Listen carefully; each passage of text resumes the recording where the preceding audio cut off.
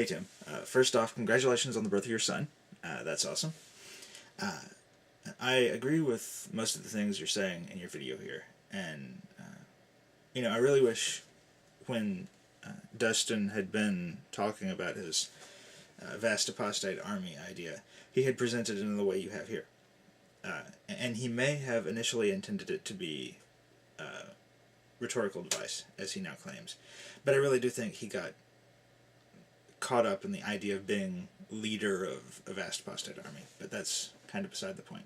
Anyway, if he had just spoken of it as sort of a large but ragtag group of ex-witnesses and those who are opposed to Jehovah's Witnesses who, as you say, put up videos or websites saying Jehovah's Witnesses are a bad religion and should be stopped, then, certainly there couldn't be any kind of legal charges against that. You're allowed to oppose a religion or a social group of any sort. But I have been one of the people who was concerned about the possible legal ramifications if someone were to commit a real terrorist act under the banner of the Vast Apostate Army. And it's not just about someone putting up videos saying Jehovah's Witnesses are a bad religion and should be stopped. The thing here, as you were saying about the Vast Apostate Army, is perception. And I think you may be too close to actually see what I'm talking about here, so I'm going to give this to you in slightly different terms. Imagine you hear about a group of fundamentalist Christians who are opposed to homosexuality.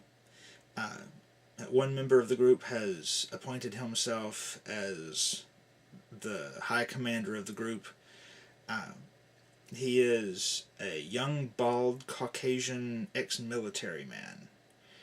And he speaks of going into gay bars and other gay establishments on a particular day and bringing down the homosexual culture in the United States.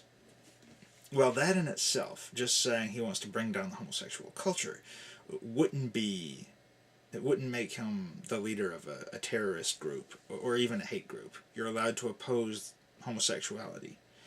A lot of Americans do, especially Christians and Muslims and other religious people. But if over the course of hundreds of hours of videos, he would state he was going to go and bring down the homosexual culture in the United States, and interspersed among those videos would be scenes of people shooting guns and soldiers firing artillery shells and explosions and things like that. And occasionally he discusses surfing YouTube for what he calls war porn. He equates his desire to watch scenes of war with those who are addicted to pornography, even in a jesting way, he asserts this. And perhaps at one time someone even asks him what makes him think he's qualified to lead this vast heterosexual army that's going to bring down homosexual culture in the United States. And his response is that he was a combat engineer in the military, and he knows how to blow things up. Now remember, the important thing here is perception. When no one has blown anything up, when it's just videos on the internet, this may not seem, it may seem a little iffy at this point, and I'll bet it does to you. Seem a little, like he might be crossing a line, even with free speech, that it might sound like he's attempting to covertly incite people to violence. If someone or someones who are members of this group do begin committing terrorist attacks, or even just plan a terrorist attack against homosexuals in their community, they're stopped by police, their computers are searched, it's seen that they've watched hundreds of hours of these videos from the self-proclaimed leader of the vast heterosexual army. It's not beyond all possibilities that the government and even a jury could infer that although he wasn't explicitly stating that he wanted people to blow up gay bars, that he may have intended for his viewers to get this message. And I think the same thing is true with Dustin's videos.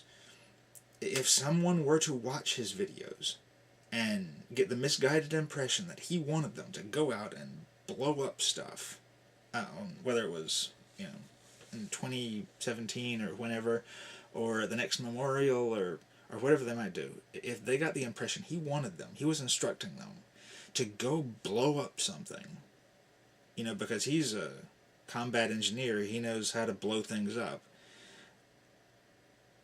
that would, I believe, certainly be enough to get the most devoted members of this group on a terrorist watch list. It would definitely be a taint.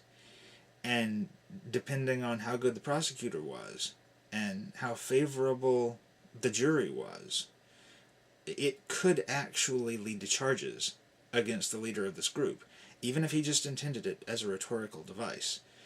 There is freedom of speech, but there's the common knowledge it's against the law to incite violence, it's against the law to shout fire in a crowded theater. Some forms of speech are considered too dangerous to be permitted, and I think even if he was just meaning it all as a rhetorical device, which I feel he was, his militaristic references, talking about blowing things up, showing artillery rounds being fired off, in connection to saying he was going to bring down the watchtower, may have crossed some lines, and may have put himself and those who are members of his group in some danger. So, like I said, I was one of those people who was concerned about it, and I think there was a valid reason to be concerned about it. I think that's less so now, as this discussion is occurring.